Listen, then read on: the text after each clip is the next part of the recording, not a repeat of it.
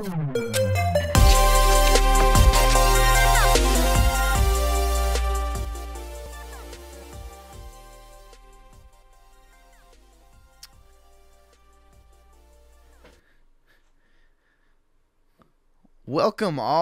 to the show. You are listening to the Wannabe Critic podcast.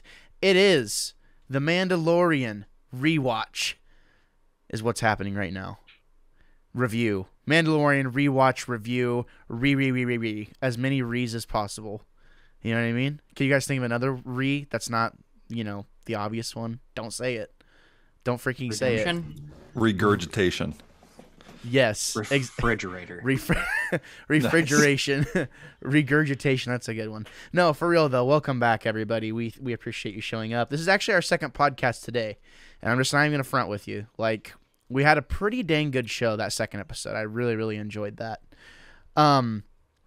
Since we are recording 2 in one day, we just figured we would, since it's kind of been a crappy day weather-wise, and we kind of had the time. 9 o'clock is when we usually record, so actually, we can consider the one we did earlier in the day, the extra one, if you guys really want to. So we caught up in the last episode. I wanted to ask my co-hosts a few questions instead of catching up with them. So Mikey, Lige, and Jake, I'm going to ask you guys some Star Wars related questions. Oh, there's another re. And then you guys give me your best answers, whatever you think. It's not trivia. It's just going to be like questions. But are we going to go in order, or is it going to be every man for themselves? We'll go by seniority. So we'll go Mikey first, Lige, then Jake. Further points. Jake. Well, I just counterclockwise from that point for me. Do you guys have any updates? Anything to mention in the last 4 or 5 hours? Like, is there anything that's happened to you guys? Anything good? Just been playing a lot of Minecraft. And... I've been playing games too and editing our show. Those were fun shows we did, those first two. So I'm really excited to keep going on that. Okay, are you guys ready for your first question? Yeah, go ahead. All right, so in the last episode, Mikey mentioned a gray Jedi. Canonically, there has never been any mention of a gray Jedi or the gray Jedi code. It's largely created by fans. What do you guys think? What's your opinion on the gray Jedi? Aren't they canonical, even though it's never been mentioned? Isn't it technically Ahsoka? Like, kind of that? I mean, that's what we're going to get. That might be what the show is going to be based around. Yeah, so that's, or just at least this segment, like, part of this segment. So, the first time I'd ever heard the term Gray Jedi, it was in reference to Qui-Gon Jinn. Yeah. Because Qui-Gon Jinn was a master, but was not allowed to be on the council, if I'm recalling correctly. So, which is fine. There were plenty of masters that weren't on the council, but, Qui-Gon was pretty wise, which his master, was Master, Count Dooku was Qui-Gon's master. But what was his what was his name before that? Something sort of Darth Tyrannus, but that was after he was already Dooku. I think Dooku was his name. I just think he came from a prominent family, I think. Okay, gotcha. So he, a lot of the ideals that kind of he had, he mentions in Attack of the Clones, he's like, Qui-Gon felt the same way that I did. Like, he was trying to get Obi-Wan, and he was being genuine in that moment whenever he said that. He was saying, like, look, we can for real, like, change the galaxy. Like, there was not, at that point in time, there wasn't a lot of malicious intent. I think he genuinely, the part of the dark side that was kind of, like, tapped into him, like, he genuinely wanted to surpass the Emperor and not adhere to any really... not adhere to any council, like whether it be Sith or Jedi. Like, he just kind of wanted to walk that thin line, right? So he passes kind of some of those ideals whenever he's training Qui-Gon, which in turn Qui-Gon tries to teach those things to Obi-Wan, yet Obi-Wan somewhat rejects it a bit because he kind of goes to the straight and narrow, it's pretty obvious that Obi-Wan is pretty upstanding, and Phantom Menace, and he's trying to do things the right way, and he even kind of talks about that with Qui-Gon.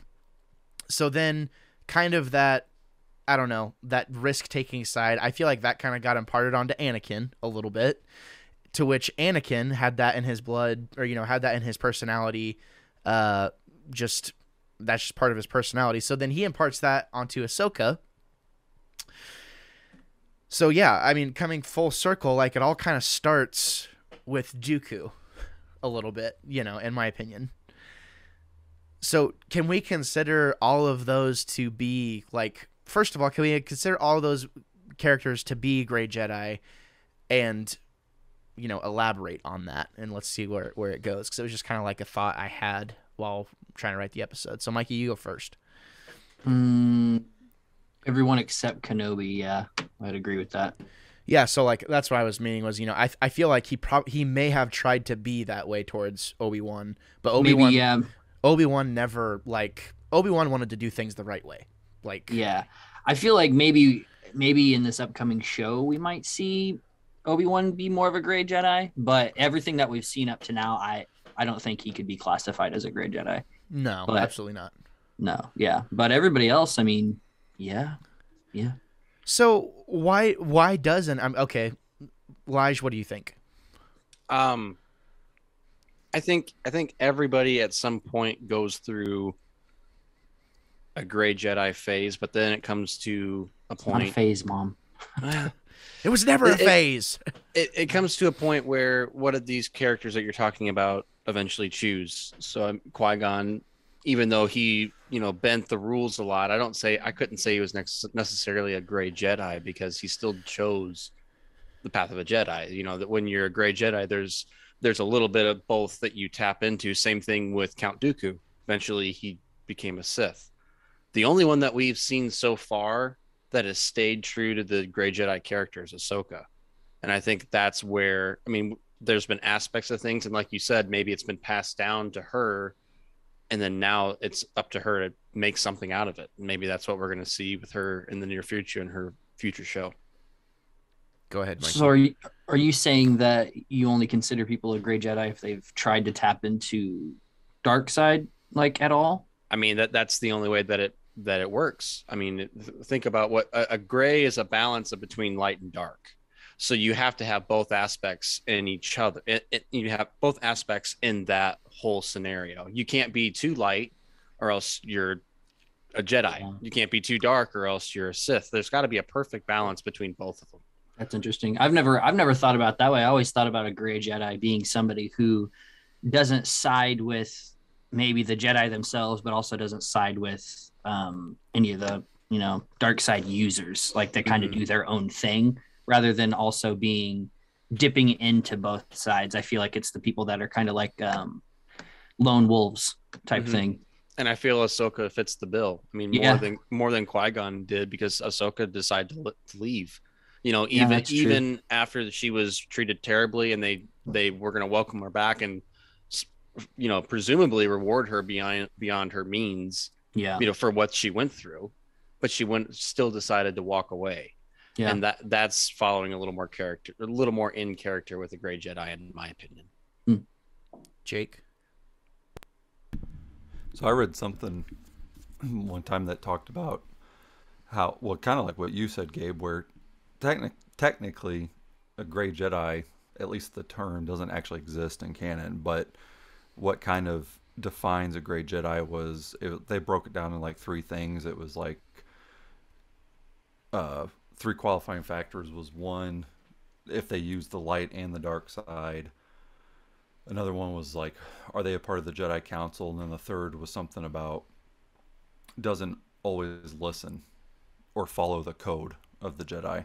That one I thought is probably the most accurate, because obviously Ahsoka, she left the Jedi Council. So if you're going by one of those, that right there covers Ahsoka. But I would think that even Anakin, obviously there for a while, you could consider him a Grey Jedi, not always listening to what the Council or following the code to a T. Or you could even kind of balance him on uses the light side and the dark side there when he was still part of the Council. And then I think I would consider Qui-Gon a Grey Jedi too, if you're going by those standards. And always listen to the Council or go to T. I think you could consider all three of those a gray Jedi. See, in my I don't opinion, consider anyway. those to be gray Jedi. I consider those to be what Jedi should be. In my opinion, who Qui-Gon was as a person, who Ahsoka was as a person and as a Jedi, that's what Jedi are supposed to be. That's what these, the council has, walked away from, was these ideals, and they can see it more clearly than others. And so what a lot of people consider gray Jedi, I view as what Jedi should have been. Well, and that's the thing too. That's kind of my entire part of like this discussion is like they show us Qui-Gon literally being against the rules, like doing unorthodox things, like, and having, being very like strong-headed. Yet he was still a Jedi Master. Mm-hmm. So to me, the hierarchy of the Jedi code, the monk, mentality, we see it in two examples, one being in Dooku and one being in Qui-Gon. And also, if you want to get real technical, one being with Obi-Wan Kenobi. Obi-Wan Kenobi should have killed Anakin, but he didn't. So, the first time, like whenever he chopped all of his arms and legs off, like he should have made sure Anakin was dead. Like by that point, like he is a criminal of, he is a criminal at that point. And it's like, okay, well, actually, he should have brought him in for questioning. It's like, yeah, he didn't do either one. He just left him there. So again, we see in some way, shape, or form, to varying degrees of the scales being tipped, we see pretty much almost every major Jedi abandon whatever ideals they think they should be doing in favor of something else, which is why the gray Jedi thing doesn't really work for me. For instance, like if we're starting with Dooku, Dooku is just one example. Dooku went against the Order, didn't really consider himself a Sith, though, I don't really think. I don't recall. Not at least till, the end. Yeah, I was gonna say, not way at first, way later. His transformation kind of took longer, it seemed. I think he had genuine intentions with what he was trying to accomplish, which was overthrowing the Emperor. So, okay. Dooku. So Dooku trained Qui-Gon. Qui-Gon goes against the Council and the Council's advice, abandons his ideals. I still think he is for the greater good at that point. Obi-Wan should have killed Anakin. Should have. But he gave into emotion. Like he's not supposed to do. Abandon his ideals. Yoda fled. Went into hiding. Abandoned his ideals. Everything he believed in. Luke did the same thing. Mace Windu tapped into the dark side for a moment and was going to do things the wrong way. My entire point with this is the gray Jedi argument, the gray Jedi thing, in my opinion, should go away because in every single instance of pretty much any Jedi, we see them do something that they are not supposed to do. Which I think is kind of showing that no matter how good of a teacher you are, you can't perfect the hierarchy. Like, you cannot perfect what is being bestowed upon you, Like, you can't perfectly relate that to someone else and have them do it. Like, you're just getting a copy of a copy of a copy. So to me, it's like, I think that is kind of what the Jedi should be, and what Luke says in Episode 8, about the Jedi not, the Force not belonging to the Jedi. The Force exists whether the Jedi or the Sith are a thing. So the fact that someone can use the Force doesn't just because someone can use the Force and they know how to use a lightsaber shouldn't, we shouldn't be assuming that they're a Jedi or a Sith just because they know how to use the Force. A good example of this I'd also believe is like the witches on Dathomir. 1000% using the Force. We don't consider them one or the other. They're just Force sensitive. Yeah, that's interesting because I think it was in Rebels and when oh my gosh, I forgot his name already. The dude who went blind, the Jedi. Kanan. Kanan Jarrus. When he met, I'm just drawing blanks on their names now. The Beast, the Force. Oh, the Danu or the Bendu. Bendu. When he met Bendu even mentioned about how Jedi weren't necessarily any better than the Sith because both of them manipulated the Force beyond what it was meant to be. Boom. Yeah. Boom. And that's the thing is like the moxie to think that this supernatural force belongs to you, whether you're going to use it for good or for bad, is silly. So because at the end of the day, like the Jedi and the Sith are out for whatever they think is the right thing, which is inherently selfish. So for one way or another, you're using the Force and trying to do something, and not saying that they didn't use the Force to do good things, but I mean to implement your ideas, to implement your ideals, your morals, because you think your politics are better. So I don't know. That was one thing I've always. Oh, go ahead. Sorry, Jake. I was just gonna ask then, would a gray Jedi then be more of, I guess, like what you're kind of saying is created by the Jedi, more or less.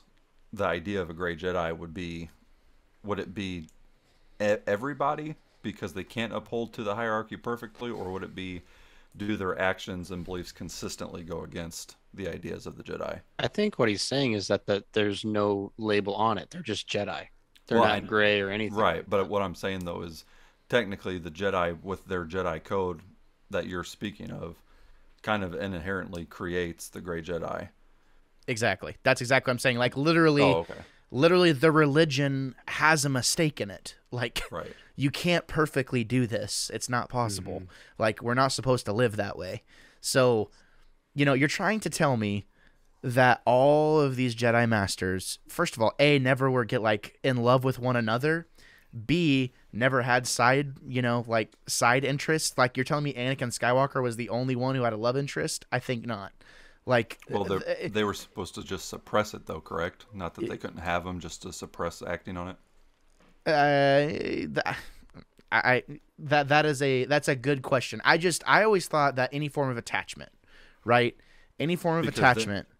Didn't Obi-Wan always tell Anakin, suppress your feelings? Yeah. Yeah, but still, like, someone tells you to do that, are you really going to do it? You know what I mean? So that right therein lies the flaw in that imparting this wisdom is going to stick, and it has to stick because we're the Jedi and this is the Jedi Order, and it doesn't work like that. And I think George Lucas said it himself even. I'd have to look up the article, see if I can find the exact quote, but it was along the lines of Jedi are not supposed to be celibate. They're just not supposed to form attachments. But how do you not remain celibate and not form attachments? And he said that's the biggest flaw in the Jedi way, or it was something along the lines of that. Yeah. So I think therein lies kind of what I was saying before, what Jake was saying before. Yeah, like literally the yin and yang of, and it is, I mean, if you look at a yin and yang symbol, there is no gray area. It's black and white, but you have the opposing on the other end, the negative side.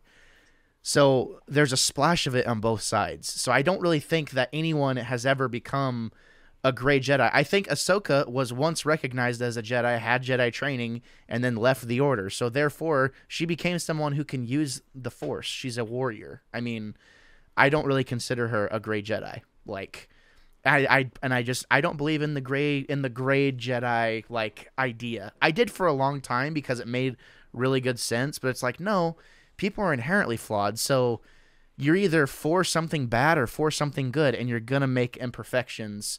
Like on that yin and yang symbol, like you're not gonna get rid of those splotches of color. Like, they're always gonna be there.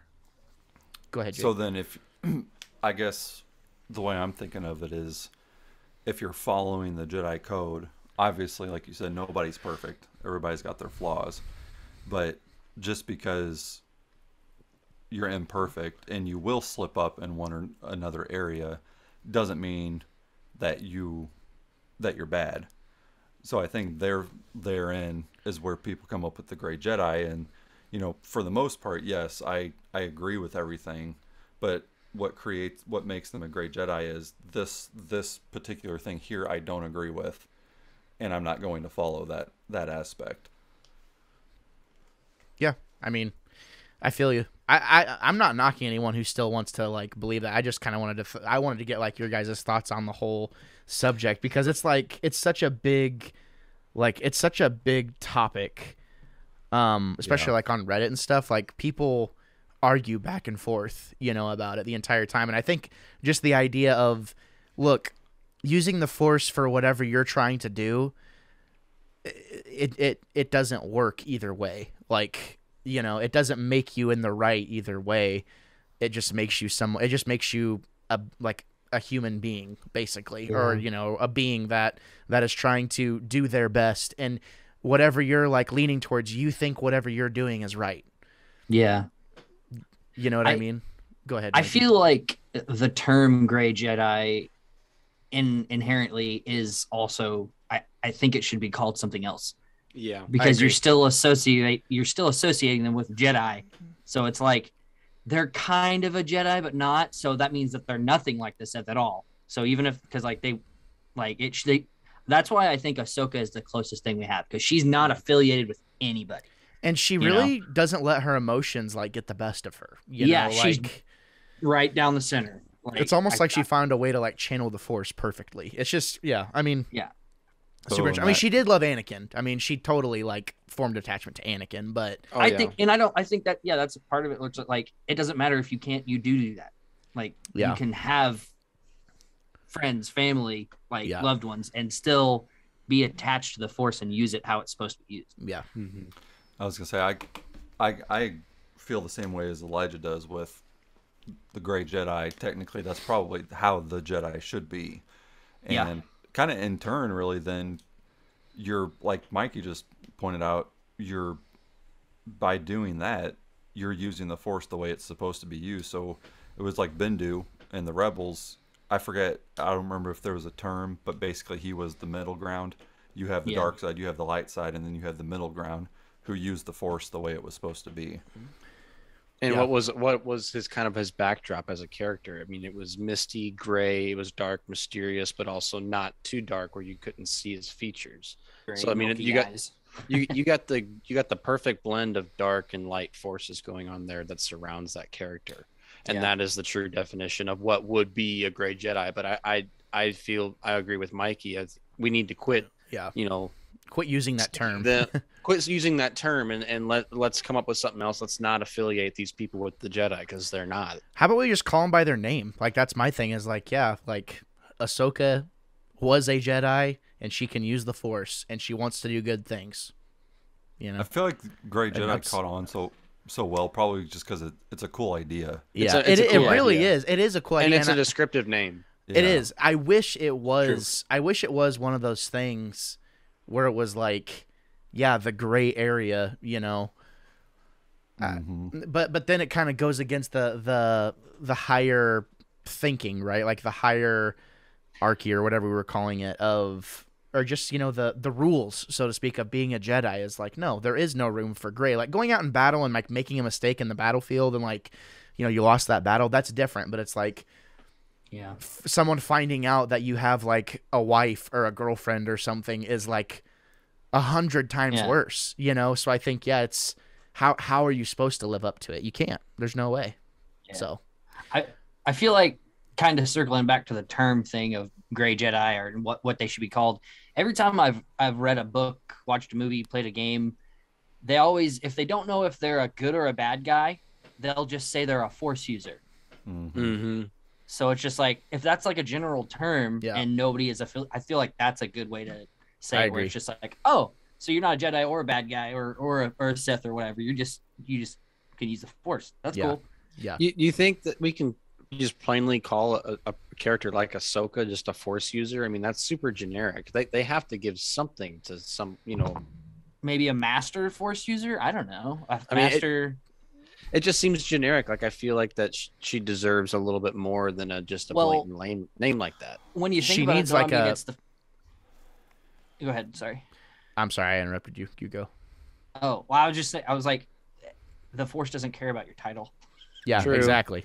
It literally, that's exactly what millions of fans do. Yeah. Well, they can suck it. That's kind of what Gabe mentioned too, and just use their name then, because if their name's going to be used in canon enough, you know, there's probably going to be some sort of character building there. Right. Yeah. So you could build the character, describe whatever, if they're powerful, if they're wise, that can come in their character building. and Yeah. can be, or even like Mikey said, I actually kind of like that idea, master force user or something like that is. Well, I know kinda cool. in the Thrawn books, I feel like there's a force user in the book, and I can't remember what his name is, but he's like essentially trying to call Luke, and I feel like at one time he gets referred to as a wizard. Like, Oh, that'd be pretty cool. yeah, so I don't know. I think it was, I don't know. There definitely needs to be a different classification. But anyways, this conversation went on way longer than I just thought it was going to. I had like a few other topics, but we don't really have time to get to it. So What? time to move on. I know I was going to talk about the Chosen One because George Lucas has gone on record and said Anakin is the Chosen One. Like, he unequivocally is. So the idea of Grogu being born the same year as Anakin, they're the same age, it makes me want to choke George Lucas because the idea of hope, which is what he has said on record, like that's what Star Wars is about, is hope. It was either him or Dave Filoni. I feel like it was Dave Filoni quoting George Lucas. Oh. If he hadn't had said that, you know, we could be theorizing forever until it was confirmed on who the Chosen One is and have really, really good arguments about it and discussions about it, but we can't. So, anyways. Go ahead. Just because he said that Anakin is the Chosen One, does that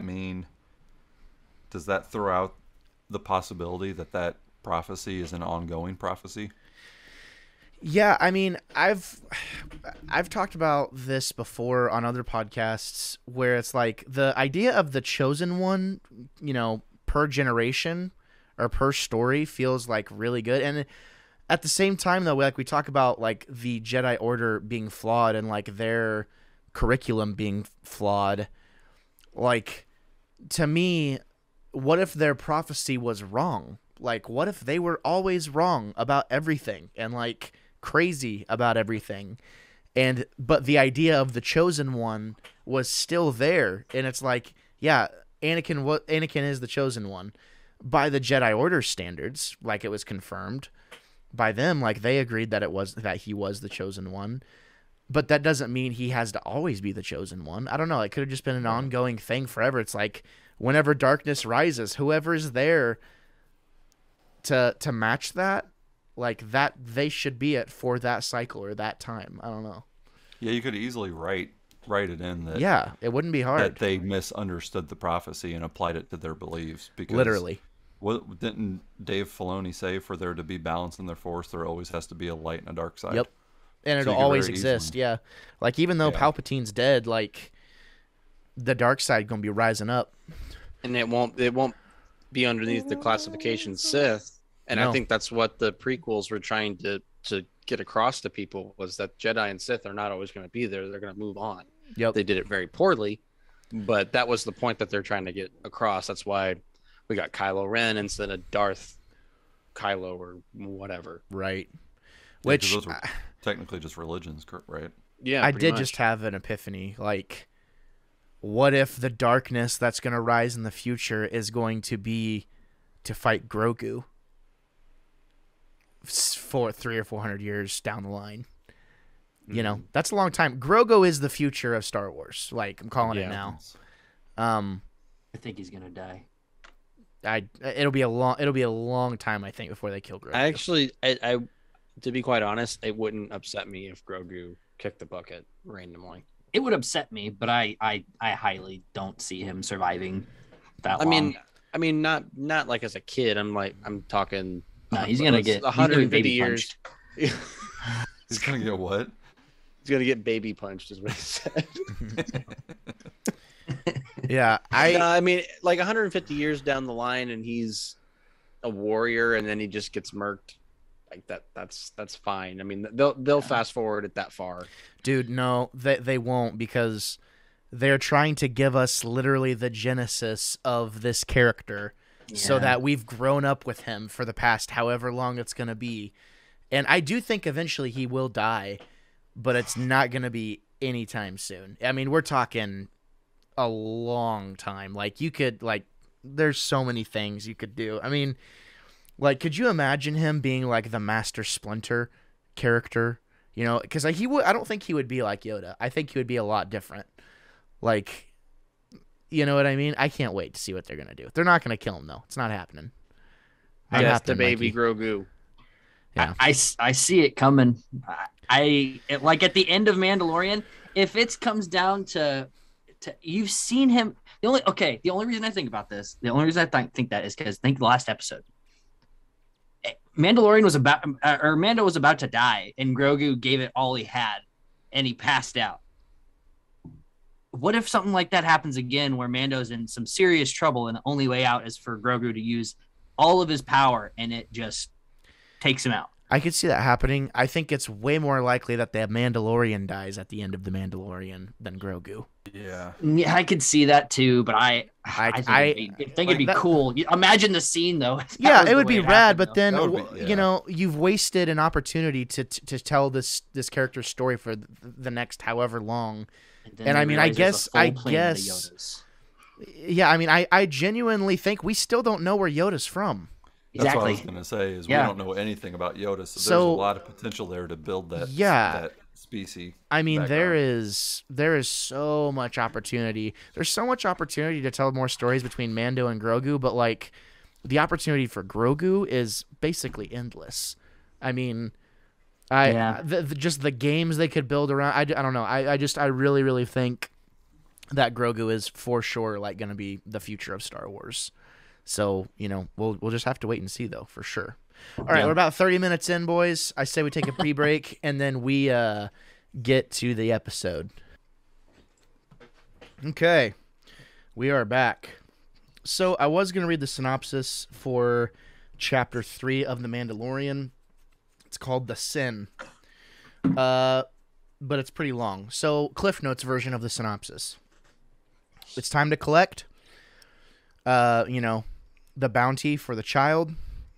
So sure enough, you know, Mando takes the baby back, turns it in, gets his Beskar. You can tell he's kind of, you know, like you can tell he's trying to play it cool, but you can tell he's sad.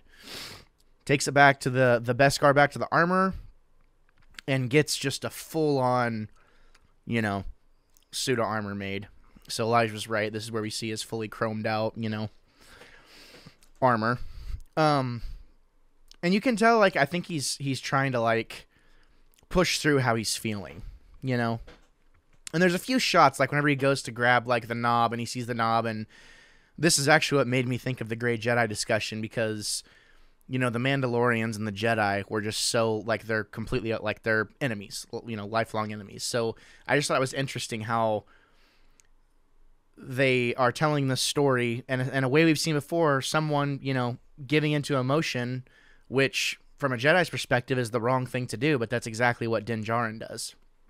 So as he pushes through to like get another bounty, he's talking to Carl Weathers, and you know Carl Weathers is all chummy and whatever, and gives him a job, but he, you know, his feelings get the better of him, and he goes back and actually rescues the child and has one of the coolest gadgets, and it's a pretty dope scene, you know, him and going and getting that, and as he tries to escape, Carl Weathers has put out a bounty for him, and all these bounty hunters just start like looking at him, you know.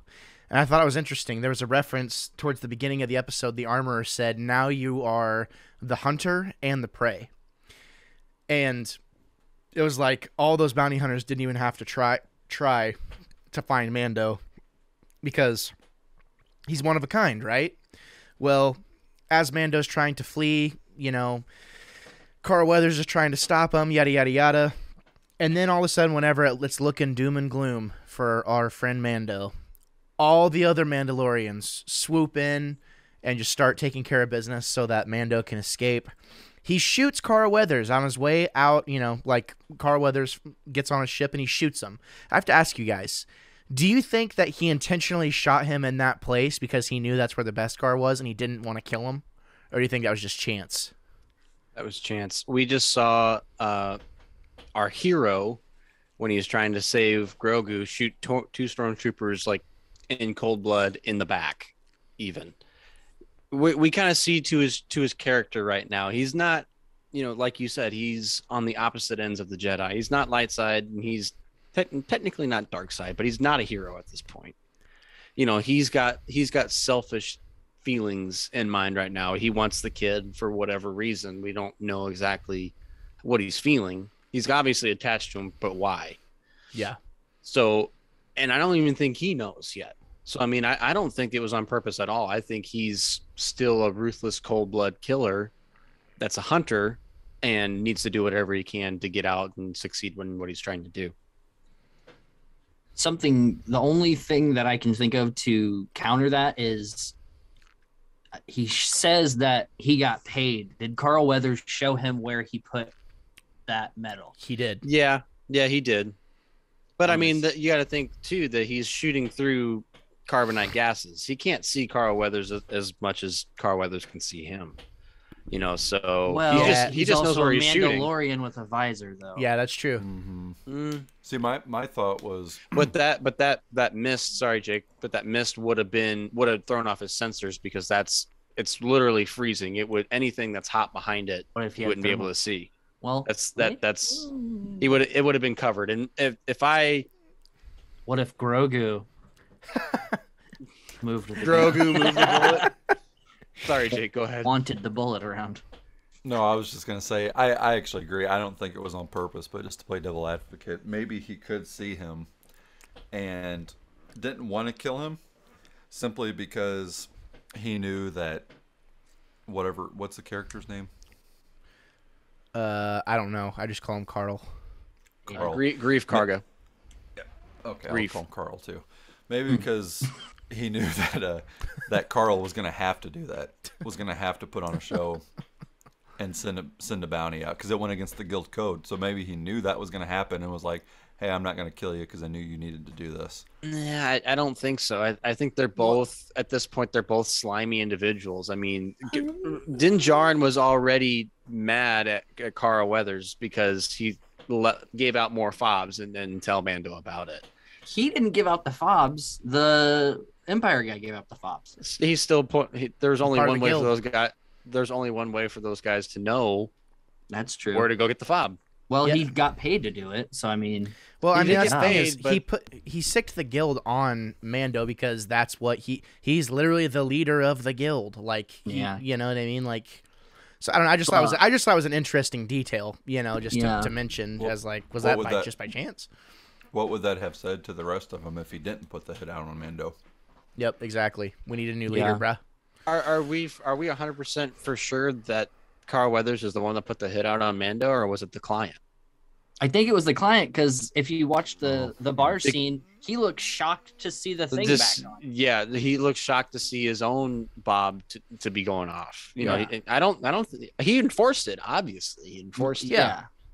But I don't think he put the hit out, but he was the one that said, "Hey, like," I mean, I guess he didn't say to the guild, "Let's go," but I mean, whenever he's surrounded by all those guild members, though, it's just kind of, to me, it was kind of like, oh, it is what it is, Mando.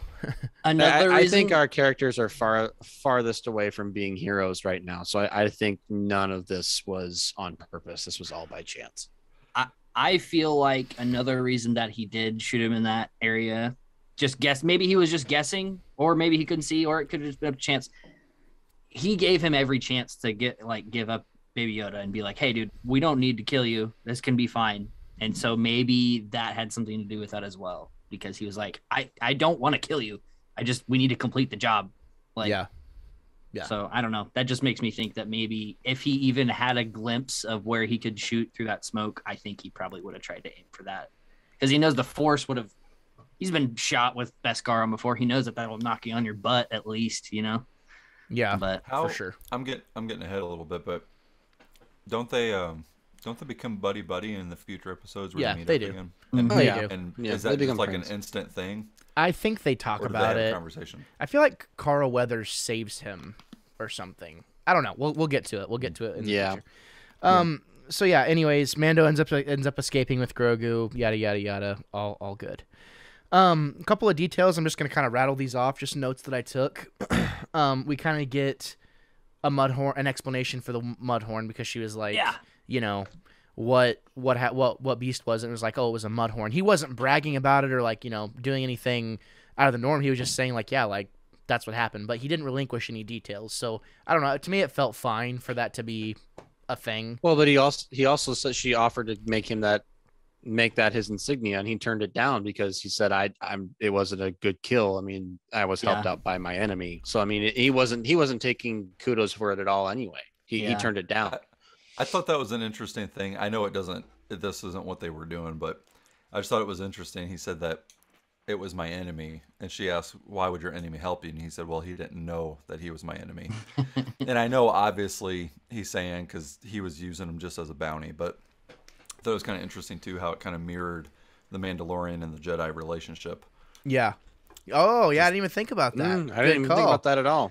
Good call. Yeah, like just a little callback, like a little subtle trimmer, a little bit, you know. Yeah. So pre-Vizsla, we see their first kind of altercation. You know, I didn't realize that's kind of where that rivalry started, was in that, you know, armory right there. So pre-Vizsla, not Paz-Vizsla. Do you guys know who voices pre-Vizsla in the Clone Wars? Or pre-Vizsla in the Clone Wars? Yeah, I do. Was it the real funny guy's name? I can't. We talked about this before. I know it's the guy who literally writes all of the Mandalorian. Yeah. Mm-hmm. John Favreau. Yeah. Oh. Yeah. Oh, okay. No, that's cool. I'm thinking of someone else. Yeah. So John Favreau was pre-Vizsla in the Clone Wars. Pretty cool. I didn't learn that until the last that episode of Boba Fett. I was like, why does that sound familiar? And then I looked up. I was like, oh. Yeah. Oh, that pre-Vizsla was. Yeah. Or that Paz-Vizsla, yeah. What I like how they kind of even mimicked like the way he spoke, like the way Pre spoke, you know, just kind of very gruff and like blah blah blah. Like Paz kind of did the same thing. I thought that was kind of cool. Mm-hmm. So also a lot of the stuff we already covered that I wrote down. Oh, okay, I got it. This is the way has become a very popular saying, right? This is the way. Whenever I say this is the way, you say this is the way. I don't think I want to say that anymore. Why? Because I think Mando's going to stop saying it because he knows it's bad. Like literally, if we're talking about them using shots, using instances of being polar opposite to the Jedi, right? The Mandalorian, I think, is going to go off and do his own thing. Because he is going to come to realize that this hierarchy is flawed and he doesn't want to be a part of it anymore. And it actually has done more damage in his life than positive. I mean, so to me, it's like, this is the way is based off of that religion, essentially. That's the may the force be with you. Exactly. Like, may the force be with you. This is the way. So I predict that in the future, someone's going to say, like, maybe he gets into a fight with the armorer or something happens, and she's going to say, this is the way. He's going to take his helmet off and say, no, it isn't. Something along those lines. Like, I think we see him going through this journey more and more. They hinted at it a little bit. You know, I think on one hand, it's going to be cool to see him like fill out those roles. Maybe he goes to Mandalore, the ruins of Mandalore, and does get baptized and becomes the legit ruler. And then maybe he's the one that says, no, like this, we're not like, we're changing it. You know, I don't know. How do you guys feel about that? I actually kind of thought the same thing and I think it's a little bit of foreshadowment of that with when we did see him take off his helmet those couple times. I forget the one was in season 1. I forget what episode, but the other one was with the last with Grogu. episode. Yeah. When you see him attached to Grogu, he takes his helmet off because he wants Grogu to see him. There was another time though with Bill Burr. Like he was forced to take his helmet off or else they were going to be killed. Undercover, yeah. Mm-hmm. Doesn't the amount really fast, sorry. Again, showing there's no possible way to adhere to the hierarchy. Just saying. Go ahead.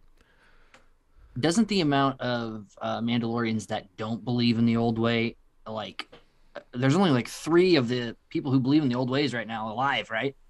That we know That of. we know of, yeah. Yeah, but I mean, there's a lot more that don't, that we do know that are alive, right? That we know So, of. well, Yeah. that's the thing is at this point in time, like that Or at least clan, canon that we know of. Yeah. that I mean that clan with the armor, that's way more than what was in Bo-Katan's posse, and Bo-Katan has Well- kind of been, you know, she's been like she's an outcast essentially, like kind of ousted That's from probably the order. that's why she's got so few followers. Yep. 'Cause Yeah. she is an outcast. Because the Mandalorians want to see like their former glory restored. So yeah, I mean, there's only, I mean, yeah, and in just a couple episodes, there's only going to be a handful that are adhering to the old ways. Yeah. Yeah, so I mean, I don't know. It's just, I thought it was just kind of interesting to discuss because I don't think I'm gonna. Yeah, I mean, this is the way. It's like actually now that I know what that kind of represents and like who's behind it. No, I don't. Not for me. Man. What if he changes it to "I have spoken"? Oh, That'd be awesome. dude. That would be rad. But what the That heck could is be that? like a supposed- yeah. season- a good homage. Oh man, that'd be rad. That could yeah. be like a season-ending line too. Like he'll be having a conversation, and into season 3's "I have spoken," and then it goes to the Mando music. Yeah, well, it's like, so she says Really like, cool. but this is the way. No, it isn't. I have spoken. Credits. Oh, that's so cool. I like it. I like it. Oh my god, Jake, I'm gonna give you $1,000 if that comes true. All right, it's gonna be great. Gabe, can you repeat that? I got excited and I disconnected my. Oh no, it's okay. I won't. It's all good. No, he said that if that comes true, he's going to give you $1,000. That's what he said. That's not. What I know that's not what he said. That's not what I Eh, eh. freaking said. I heard it. He said he was Alright. going to split It's on. $1,000 It's 3 on ways. record. It's on microphone.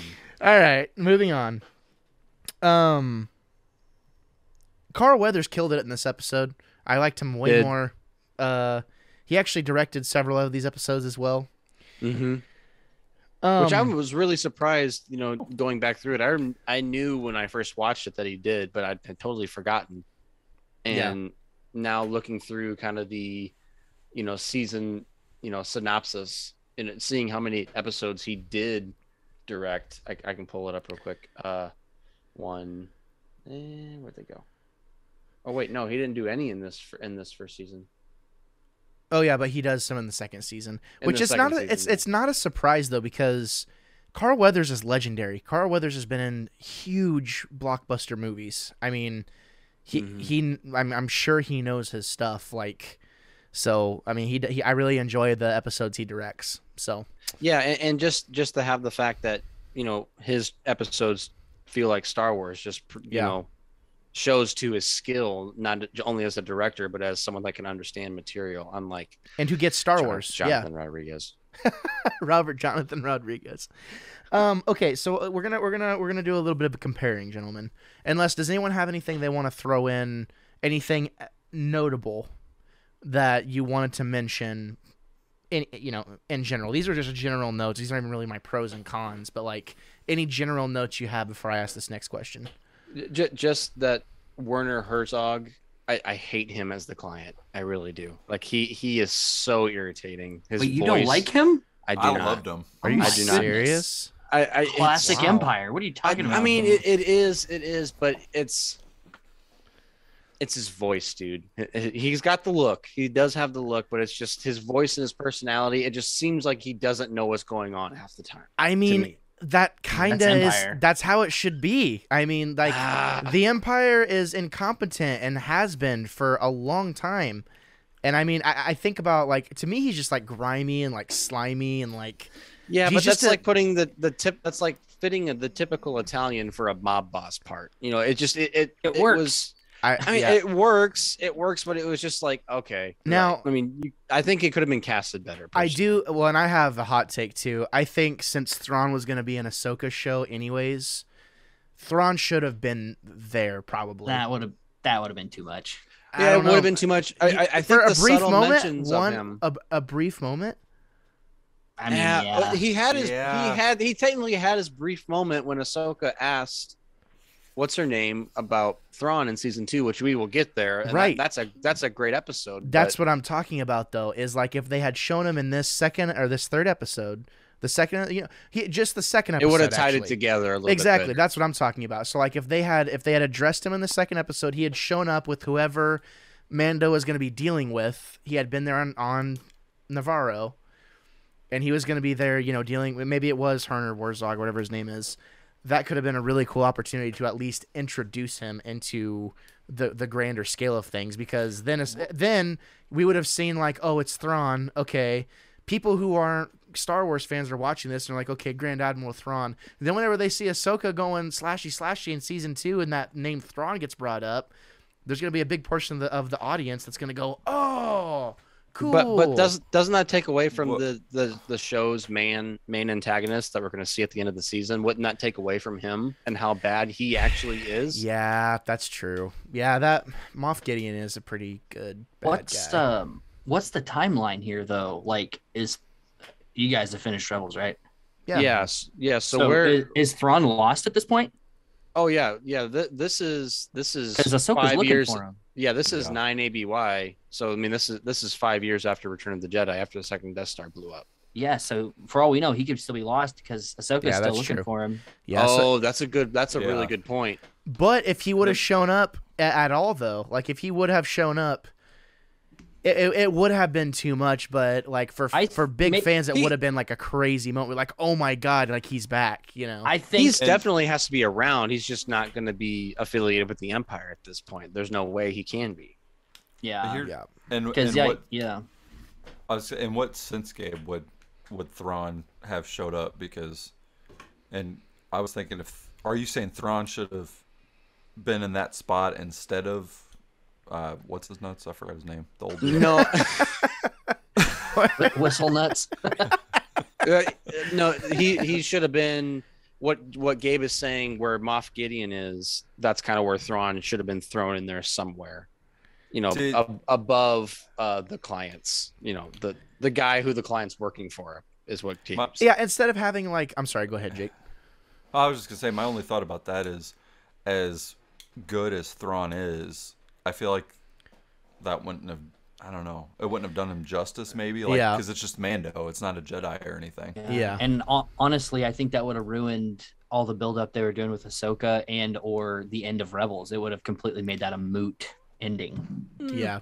Just having him be there for no reason.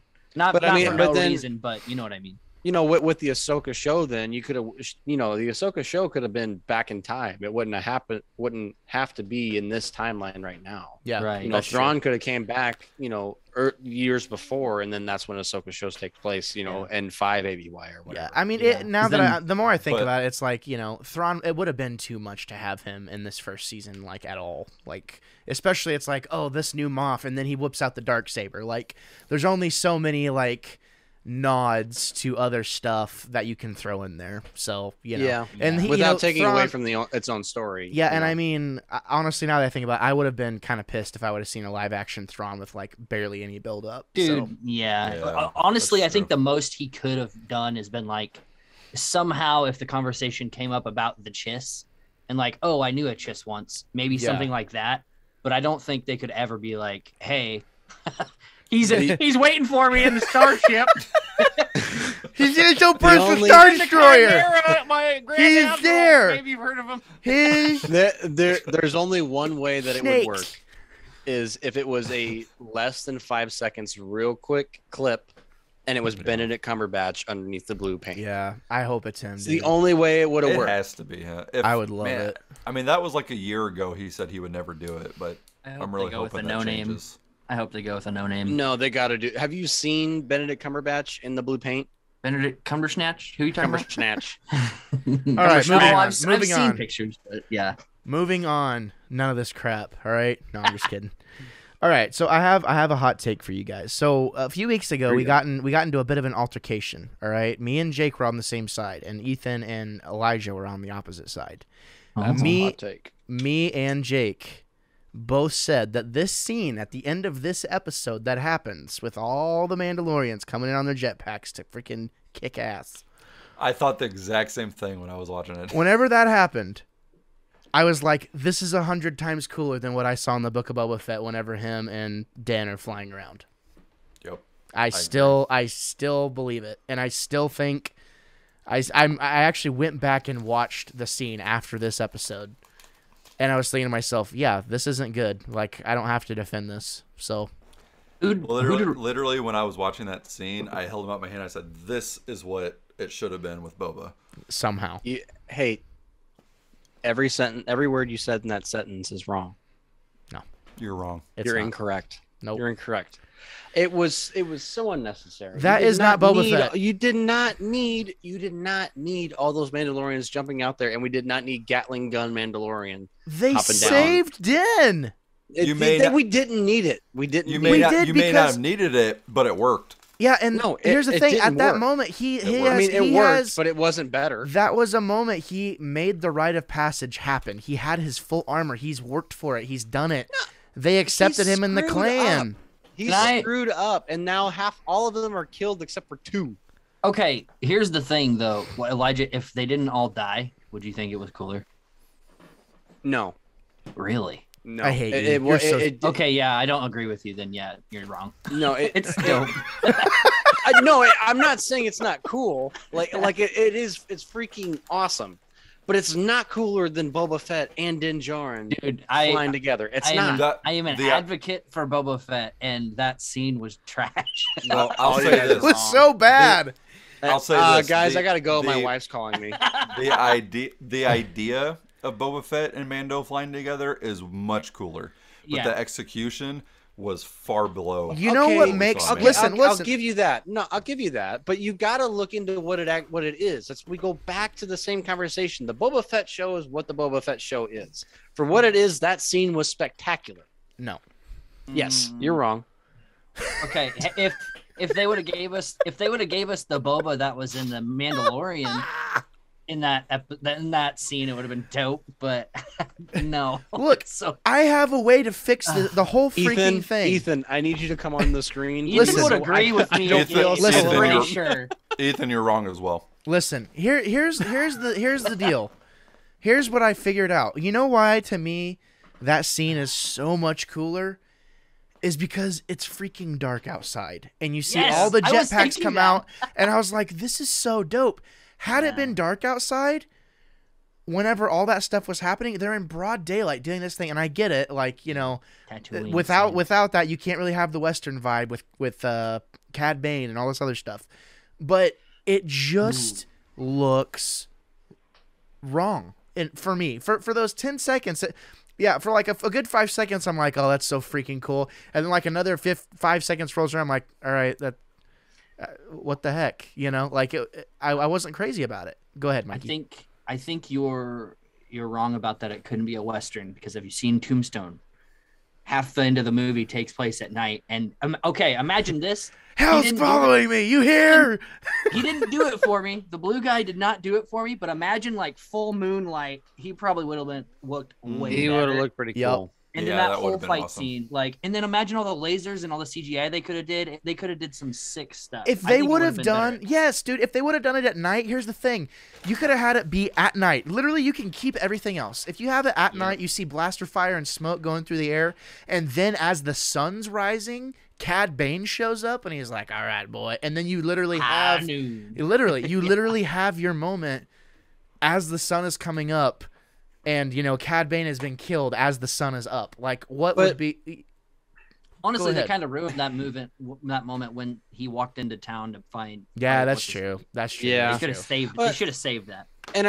I mean, let's go back to what we've kind of all figured out is that this show is not direct. This is not a Boba Fett was not a nitty gritty show. This was sent towards young kids and casual Star Wars fans. This is not the shoot 'em up show that we want, you know. And so having an episode like that, having the season finale turn out that way and have that scene work that way, it doesn't fit the bill. Yeah, but all of these shows are listed as family friendly. Yeah, well, but and that's the thing, but too. Mandalorian's more No. shoot 'em up than anything. Lige, I disagree with you, and here's why. Okay. Here's why. I'm not saying you're wrong. I'm not going to say you're wrong because I'm not like that. All right. I'm a changed man. So, here's the reason why I disagree with you. Had we not had episodes 5 and 6, the finale's fine. Oh yeah, obviously. So that is my main gripe. It's like, yes, the Boba Fett show was what it was for whatever reason, but they brought no big guns out to make sure their finale was better. They brought nothing out to make sure the finale of their main character was better than the previous 2 episodes. Like, right, okay. You know what I mean? And I get it, like bad finales can be, finales can be bad and all this other stuff. It happens in TV, but they should have known better. Like that wasn't. Yeah, I mean, they should have known better for the whole series. But I mean, I guess we can talk about how terrible the finale is until we're blue in the face. But we're talking about 2 scenes, and the scene with Boba Fett and Din Djarin works better for me because with all the Mandalorians coming out of all the crannies, it felt like that there was Mandalorians jumping out of barrels like monkeys. You know, it felt rushed. It felt too much. They could have got the same point across with a handful of Mandalorians instead of risking the whole convent. And I just feel like that they did that for dramatic effect. And it did not hit home for me like 2 heroes zipping through the air fighting giant battle droids. It just didn't hit the same to me. Okay, I respect that. I feel like the Mando and Boba would have been a lot better if it was just better choreographed. Yes. Directed.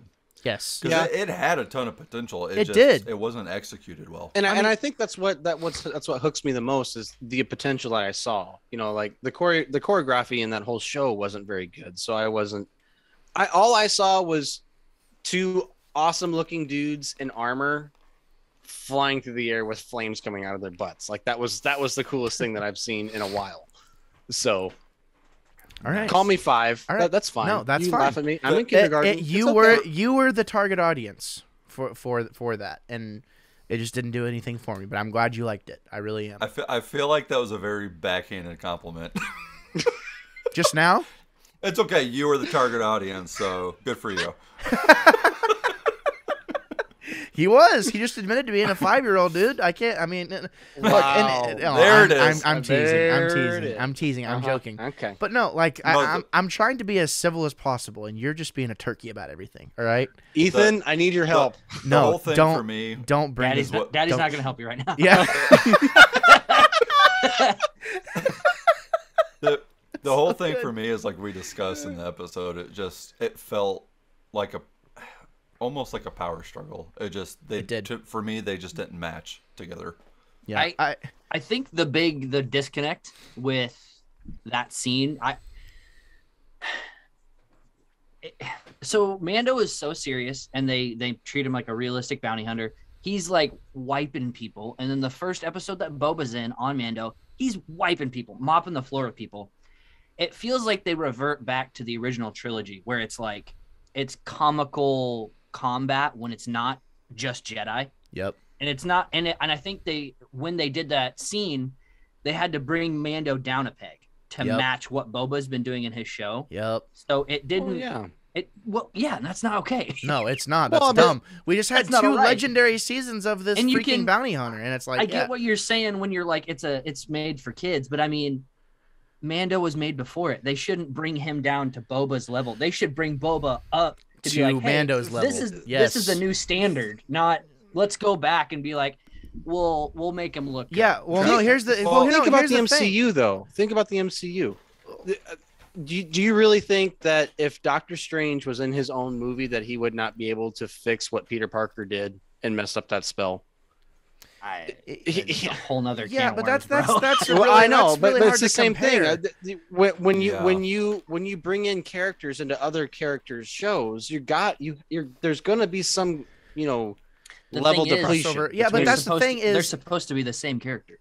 Yeah, I agree. I think okay, we had decades and decades of building Boba Fett up to be something that he wasn't. Like he's not. He is not that thing. Like that. None of that stuff ever happened. Yeah. What we saw in Book of Boba Fett is who he is now. That's fine.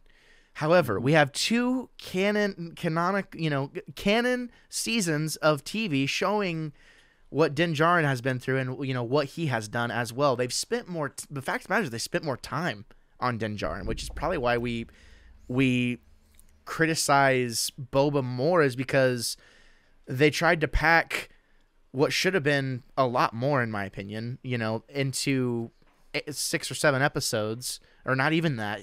How many episodes did Boba get? He got 5 episodes. 7? Yeah. Oh, yeah. 5. Not Yeah, he got 5 2. episodes. So I mean, they tried to tell us, they tried to repeatedly tell us who Boba Fett is. Yeah. Whereas this entire first 2 seasons, like, they've really taken the time to develop and show us who Mando is. And I don't like that I have a very clear idea of who Mando is, and all of a sudden I see him doing this thing with Boba Fett, and I get it, like, he respects Boba Fett, but it just seems so I don't know, it just didn't seem right to me, you know? Like, I view it as with like Ahsoka coming in on Mando's show. Ahsoka was BA in season 2, but she wasn't the better character. She wasn't as good as Mando. correct. Whereas when we get yeah. into Ahsoka's show, she's going to be the BA character, and that's how it goes. This is Boba Fett's show, so you have to dumb down guest characters to make it work.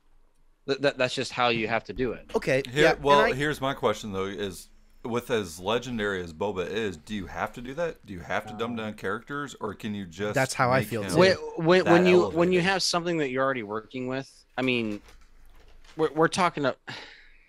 I guess my issue is with as legendary as he is, I feel like you shouldn't dumb down another character. You should make him. But in the show, he was not made out to be as legendary as we thought he was. Well, that's Boba Fett I was guess not that's my issue. the legendary character that we thought he was, and that was the par course for the show. Yeah. So how Mando is portrayed in this show should not shock anybody, because Boba Fett did not get his due diligence. So how Mando, if everyone thinks that Mando's been dumbed down in the show, that should not shock anybody, because they ruined a perfectly I good don't character. think- Does I that don't kind of th- counter? I'm sorry. I was just gonna say I don't think that Mando is dumbed down. I just think his strategy is completely out the window. Like, take this episode, The Sin, for instance. He is very meticulous with his strategy. Like, he's trying to get surveillance. Like, he's trying to hear where people are at. Like, he's planning hardcore. And I guess there's sometimes where you're not able to do that. But it seemed to me like he was more clumsy, so to speak, in Boba Fett's show. And maybe that was their way of dumbing him down, you know, to make sure Boba wasn't overshadowed in his own finale. I don't know. I just don't understand why it would have been cool to see them, like, jet off, like, opposite ends, you know, briefly, and have it just be really subtle and brief.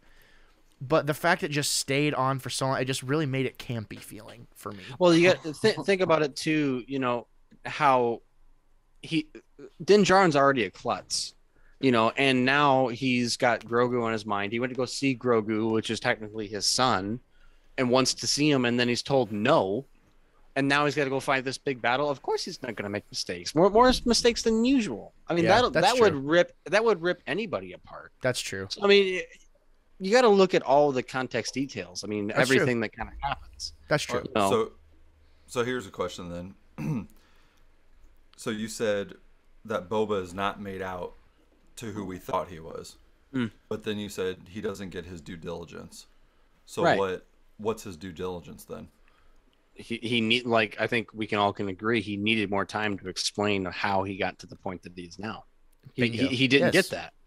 No, he didn't. And like, that's what Elijah keeps saying, is like, you know, that show is what it was. And, you know, this isn't supposed to be a Book of Boba Fett bashing session. It's just a weird move. It's a weird move. Is it not? We get 2 amazing seasons of TV and we're like, oh my God, this is where Star Wars is going. And then we get Boba Fett, literally one of the biggest, like, legendary names in Star Wars. And it's just not, it doesn't match the vibe. You know, they've said very early on, this is part of the Mandalorian story. Like, this is part of that. yet they made no effort to make it feel like that, except the episodes that Mando was actually in. So I guess, having those polar opposite things is fine. And if that's like the worst mess up they make for a while, and I don't even think the Book of Boba Fett is bad. I just think it's sloppy. Mm-hmm. It was a rushed, sloppy thing, and it could have been pushed back. I mean, it really could have. With all the content that they have, like, they could have scheduled things differently, but that's besides the point. They didn't do that.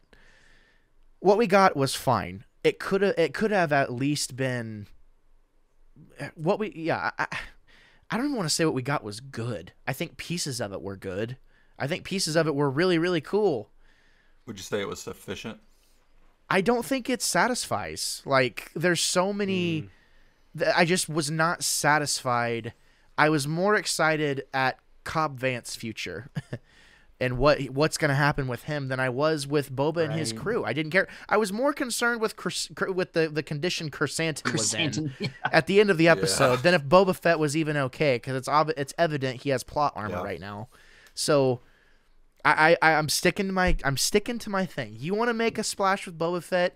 Give us a little bit more story and then kill him, because Din Djarin is the Mandalorian that we need, and he is doing all the things that we wish Boba Fett would have done canonically.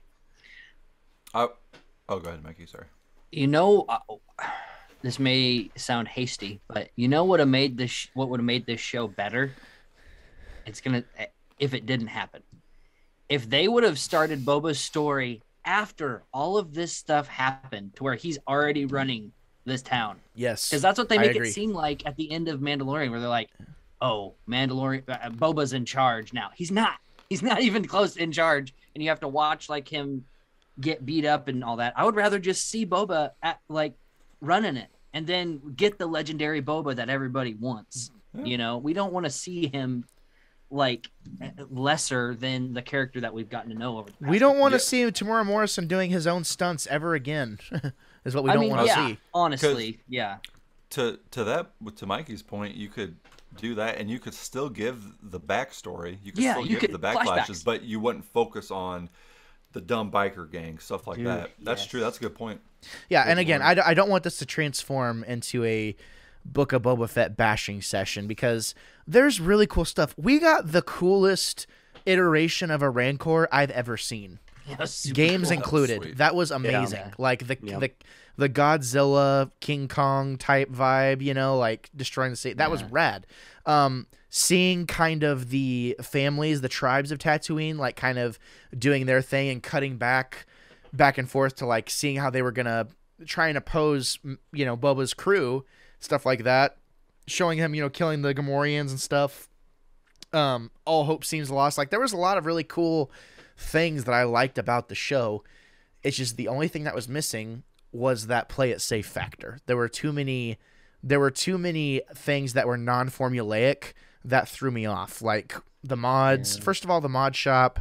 The mod shop shouldn't be glorified. The mod shop, in my opinion, should have been like kind of like almost an illegal thing that isn't glorified. Like, it's like what we needed was a human mixed with IG-88 or IG-11. That's what we needed. To that point, with the mod shop in this episode, when she was making the armor, I feel like that's what they tried to do in Boba with the mod shop. Yes, it was so well done in Mando. Totally. Yeah.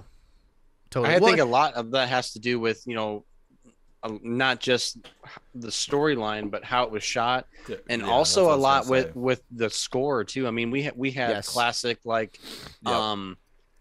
medieval Viking, blacksmithing score to it. A very Nordic kind of a feel, whereas we had MI2, in Book of Boba Fett. It reminded me. You guys remember that thing that used to play at the beginning of your DVDs of the guy running away, and it was like the dan. You wouldn't steal a purse. Yeah, you wouldn't steal a purse. Exactly, that thing. That was literally what that looked like in the mod shop, and I was like, "This is so bad. Oh my god!"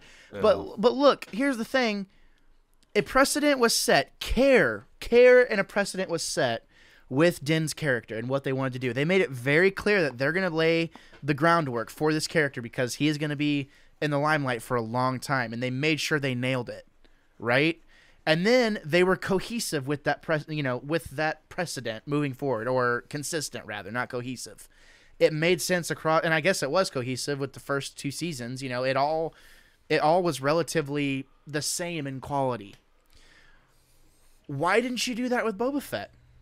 Why didn't you take the time and just slow down and really make sure the care was taken to make sure that you execute exactly what you want? Because you did it with Din Djarin, and he barely took his helmet off.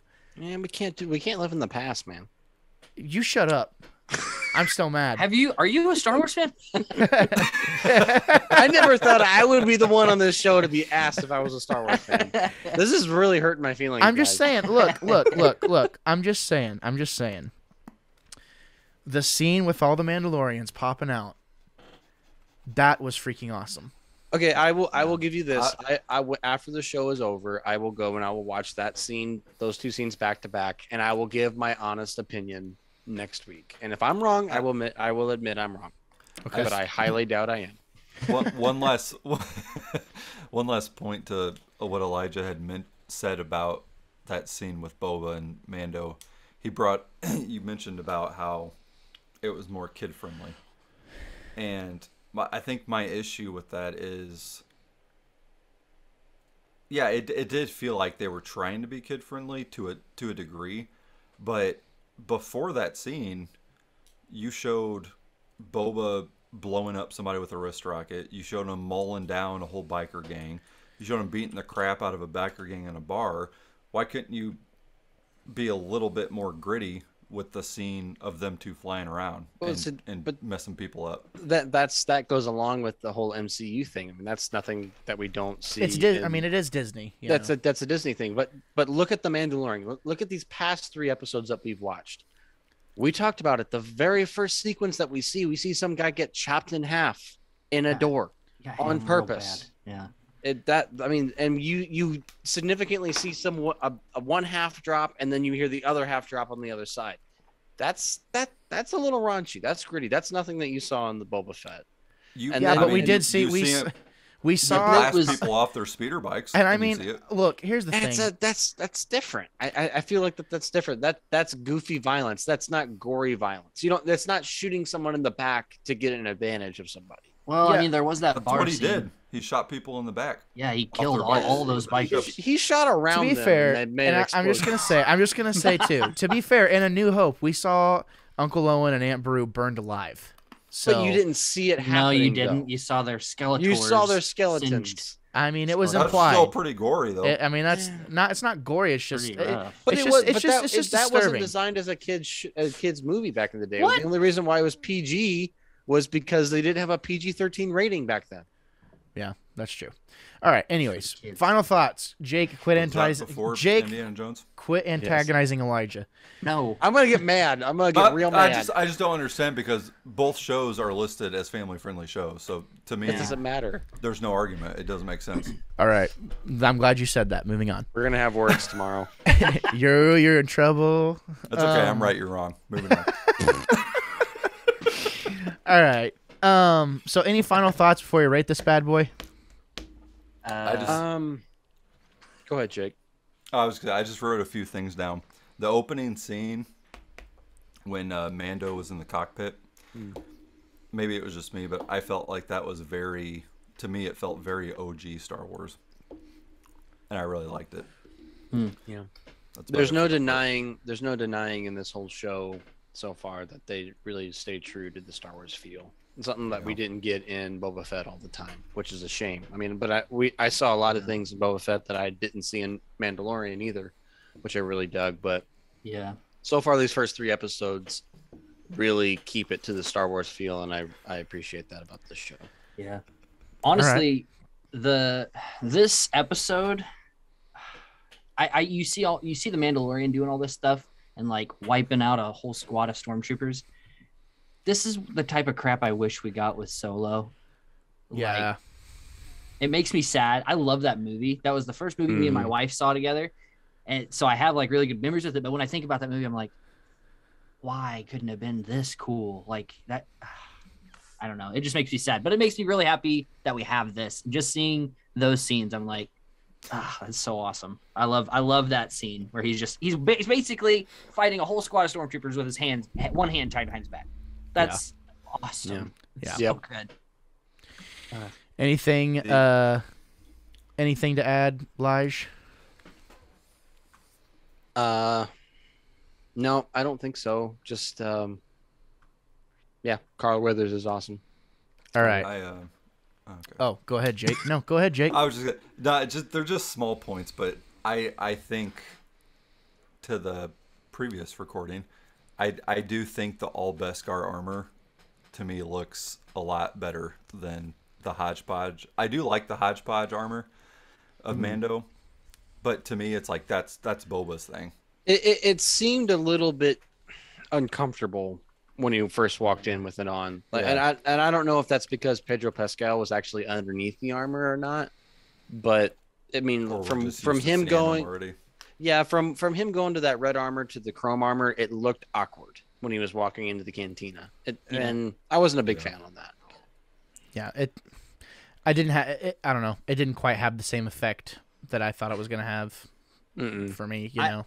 I still liked it, but honestly, for me, am I the only one that if it was black, it would be so much cooler? Oh my god. Yes. It would be. No, Like- not just black. It'd Black have to with, be like, chrome undertones? like Yes. stainless black. Yeah, it'd have to be Yes. stainless black. That would be awesome. It'd be Yeah. so dope. That'd be But I mean, rad. they're not wanting him to be a dark character though, so it wouldn't fit his character Well, I mean, profile. For they him to could have pull a black armor. Luke and give him like white undertones because he's technically white underneath the mask, kind of. No, wait, no, he's Spanish. Never mind. Wow. Abort. Abort. I'm leaving that in there. Yeah. Oh. Sorry, Pedro. Oh my god. You're gonna get us canceled, Mikey. I am Man, so off the jeez. show. The last another thought I had was I'm assuming that this is all. Am I wrong in assuming this is all Palpatine's doing, and trying to find Grogu?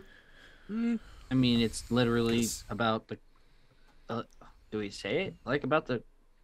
I mean, yeah. Okay. Yeah, I mean, I guess if you want to go that far down the chain, sure, but Well, I mean, it's. Oh yeah, I mean ultimately. Yeah, I You mean, know. it's about later. Do we say the? Well, I mean, everybody's watching. Yeah, because they do the cloning thing later on. It's all about having the clones of. Yeah, Okay. I mean that's the whole point. Okay. I was Right? just making sure I wasn't like it's all way about off. Yeah. it's all about the clones and It's all yeah. about the money, boys. Yeah. And the only thing I didn't like about this episode was the very end, where the Mandalorian flew up on his jetpack next to Mando's ship. And That was really stupid. that was Oh, probably really all dumb. John Favreau's idea. That's kind of Yeah, cheesy. that Make my was character that fly was up a there. that was a War Machine move if I've ever seen Yeah. one, and I'm not okay with it. Well, I mean, he directed that movie too, so Yeah, that's right? true. He did. Yeah. I don't know. I just like what Den said. He's like, I gotta get me one of those. You know, like Yeah, I did like that. that Yeah, was that was cool. pretty cool. You know, so I like that. we're heading up on an hour 30, so let's go ahead and wrap up. If you had to put a number on this to kind of gauge your personal opinion out of 10, what would it be? For me, it's a 9. Again, kind of lacking that legendary, like epic nature. Like there were really, really cool moments in it for sure, but I just can't bring myself to give it a 10. Mikey? I want to give it a 9, but when I think about this compared to the first episode, it's not as good. So I'll probably give this one an 8. It's a very good episode, and I really like it. But I feel like the first episode was stronger, you know. So Okay. about an 8 for me. Lige? I'm gonna give it a 9 as well.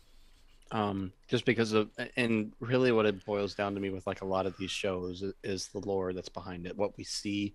I mean, we saw super battle droids and some flashback sequences. That was really cool. We kind of dive into a little bit more into understanding the Mandalorian lifestyle, or at least these, cultist sect of the Mandalorians. We really learned their ways and things, and that's really expands our knowledge of things, and I really appreciated that. So I'm gonna have to give it a 9 just for that storytelling base. Jake? Yeah. You got everybody kind of covered my point. I was going to give it a 9 as well for those same reasons. Well then. There you have it. Mikey's like, yeah, you're twisting my arm. All right, 9 it is. You know what? 9.1, just the best. I just want to take a moment and just say, like, the fact that we can continue. This is something I talk about all the time, right? Like, I've been on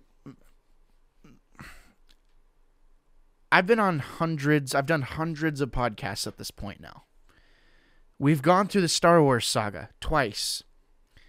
We've gone through the Mandalorian once. We're going through it again. We've been through, Book of Boba Fett. We went through Rebels. We went through Clone Wars. Like, we've done all this Star Wars content, and it's amazing to me that we can get together with the focal point being around a show that we've all watched, and we're watching again for a second or third time, and still find stuff to talk about and cross-reference and, pull up and argue and, like, play devil's advocate. It's like, yeah, but what about this? And you see these random sidebars, and it just always reaffirms to me just how rad, like, the Star Wars fandom really is, and, like, it's definitely my favorite story of all time. Like, it just hits different, and I love being able to sit down with you guys and talk about it. So thank you for being here. And yeah, I'm excited. This was a good episode, guys. I think we got something here. I think this is a good show. It's Mikey, you were the missing link. It wasn't Ethan. Ethan just brings me down and makes me feel bad about myself. No, you don't like Ethan because he actually agrees with me on things. Yeah. Well, he has bad takes apparently. So. I regret to inform you, this is going to be my last show, gentlemen. All right. Well, we'll replace you with Ethan. It'll be the same. Okay, fine. I'm just kidding. Wow. I'm just kidding. I'm joking. No, you're not. That's the funny I thing. am joking. I'm joking. Don't take it so seriously. All right. Hey, who disabled the chat? Right? It was me. Get wrecked. You're distracting me. Oh, wow. Wow. All right, gentlemen. Mikey, I know you don't want to be found, so Elijah, where can people find you? Creep to your left on Instagram and on Twitter. And Jacob Labriere? Jacob Allen Photos on Instagram and Frederico on Twitter. Awesome. Well, thank you all so much for tuning in, for listening. We really appreciate it. Video watchers, we really appreciate you. I'm trying to clean this place up, and get it looking better. I think whenever this place is actually done, it's going to look really, really rad. It's going to look like, we actually know what the flip we're doing. So, yeah, until next week, gentlemen, say goodbye. Toodles. I love you. Au revoir, I guess, is my new thing. Oh, my God. Well, once again, thank you so much for showing up today. I really, really appreciate it. Again, if this is your first time here, consider subscribing. I know that's the thing that all the YouTubers do. Everyone's asking to sub. The fact of the matter is that it doesn't cost you anything to subscribe, and who knows, you might even see a video every now and then that you actually like or may be interested in. Not only that, I do a bunch of stuff, so make sure you check all the information down in the description down below. We got podcasts, we got Let's Plays, we got all kinds of stuff for all kinds of fandoms. So make sure you check that out. I would seriously, seriously appreciate it, and I would love to see you around here more. I am Gabriel Fast. I will always be the Wannabe Critic.